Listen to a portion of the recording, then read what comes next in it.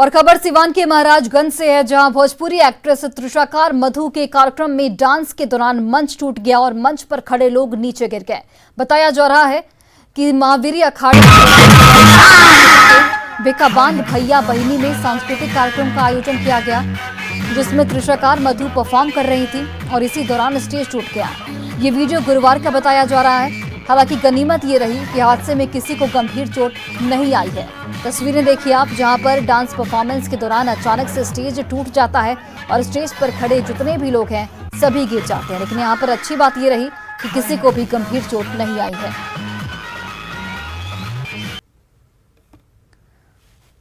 और सिवान के बढ़हरिया में महावीरी अखाड़ा के दौरान दो पक्षों के बीच पत्थरबाजी और अगजनी मामले में सिवान जिला प्रशासन अलर्ट मोड पर है। बवाल के बाद पूरा इलाका पुलिस छावनी में तब्दील कर दिया गया है। साथ ही सीनियर ऑफिसर कैंप कर रहे हैं। कल दो पक्षों में हुई झड़प में 6 पुलिसकर्मी और 6 से ज्यादा स्थानीय लोग जख्मी हुए थे। पुलिस ने यहां पर 35 लोगों के खिलाफ नामजद और 100 अज्ञात पर एफआईआर दर्ज किया है। इनमें से 20 लोगों को गिरफ्तार कर लिया गया है। एसपी का इस पर साफ तौर पर कहना है कि सभी उपद्रवियों को गिरफ्तार कर लिया जाएगा।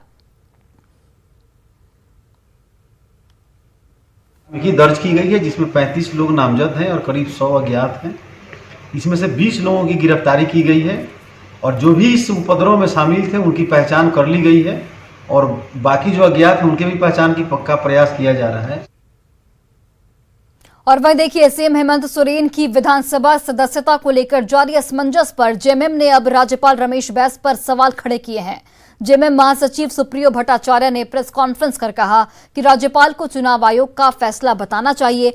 फैसले को लेकर देरी आखिर क्यों हो रही है, ये भी सामने आना चाहिए, क्योंकि राज्यपाल ने कहा था कि 2 दिन में जानकारी दे दी जाएगी, मगर वो दिल्ली चले गए और अब जब 6 दिन बाद वो वापस लौटे हैं तो भी फैसले पर सस्पेंस बरकरार है।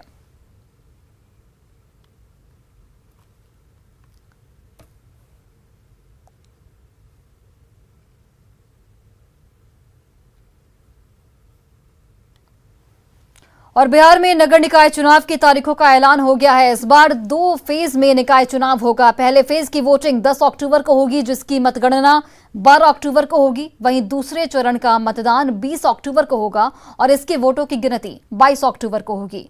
चुनाव की तारीखों की घोषणा के साथ ही बिहार में चुनाव आचार संहिता भी लागू हो गया है। राजधानी पटना में दूसरे फेज में 20 अक्टूबर को मतदान होगा। पहले चरण का नामांकन 10 सितंबर से 19 सितंबर तक होगा। नाम वापसी की अंतिम तिथि 24 सितंबर होगी, जबकि दूसरे चरण के लिए 16 सितंबर और 19 सितंबर तक होगा।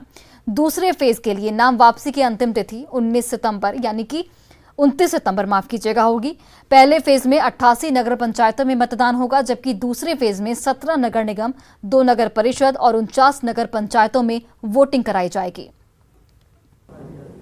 मतदान की तिथि 10/10/2022 10 अक्टूबर को आपको पता है, जैसे कि उसमें लगभग 1 माह का समय उनको मिलता है।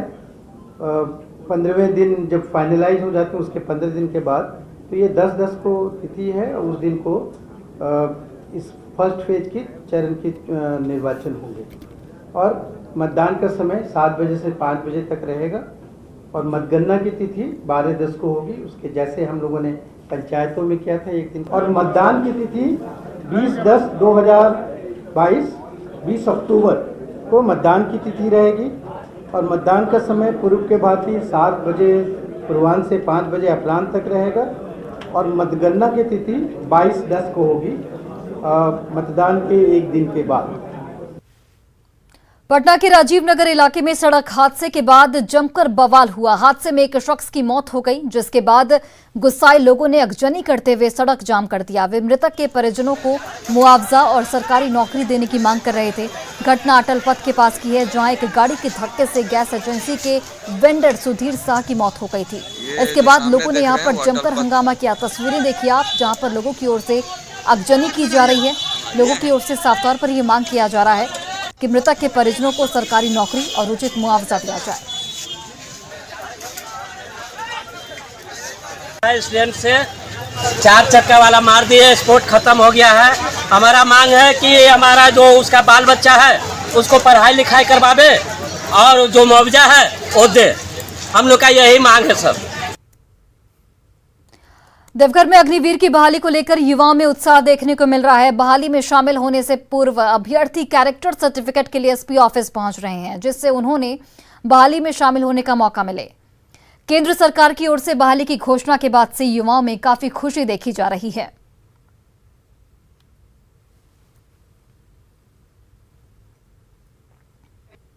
चार साल बहुत है हम लोग के लिए। हाँ, देश की सेवा करने का मौका। 16 साल जो है उस 4 साल में करके दिखाएंगे। वाह, क्या नाम है?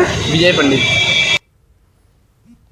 सिमडेगा की पहचान हॉकी की नर्सरी के तौर पर रही है, लेकिन अब इसकी पहचान हॉकी की यूनिवर्सिटी के तौर पर बनाने के लिए टाटा ट्रस्ट आगे आया है। हॉकी को और निखारने के लिए जिले के जिन प्रखंडों से खिलाड़ी नहीं आ पाए हैं, वहां तक पहुंचकर टाटा ट्रस्ट ट्राइबल बच्चों का चयन कर हॉकी की ट्रेनिंग दे रहा है। टाटा ट्रस्ट के कोच इंचार्ज ने बताया कि टाटा ट्रस्ट का मुख्य उद्देश्य है गरीब बच्चों को आगे लाकर एक सफल हॉकी खिलाड़ी बनाना, और इसी के तहत सिमडेगा के कोलेबेरा, जलडेगा, बानो प्रखंडों से ट्राइबल बच्चों का चयन करते हुए उन्हें हॉकी की ट्रेनिंग दी जा रही है।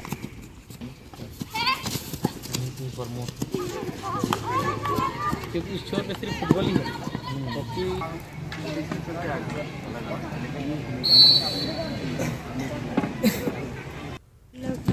हम लोगों का फोकस वही है, जो कि जहाँ पे सिमडेगा डिस्ट्रिक्ट में जो ब्लॉक लेवल में जहाँ पे हॉकी नहीं है, वहाँ पे ट्राइबल बच्चों को डेवलप करना, जैसे कि कोलेबीरा और जलडेगा और बानो प्रखंड है, वहाँ से ट्राइबल बच्चों को डेवलप करना है।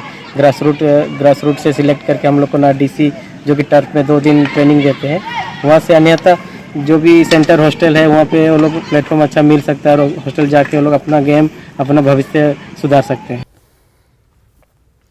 और फिलहाल इस बुलेटिन में बस इतना ही। आप देखते रहिए न्यूज़ 18 बिहार झारखंड।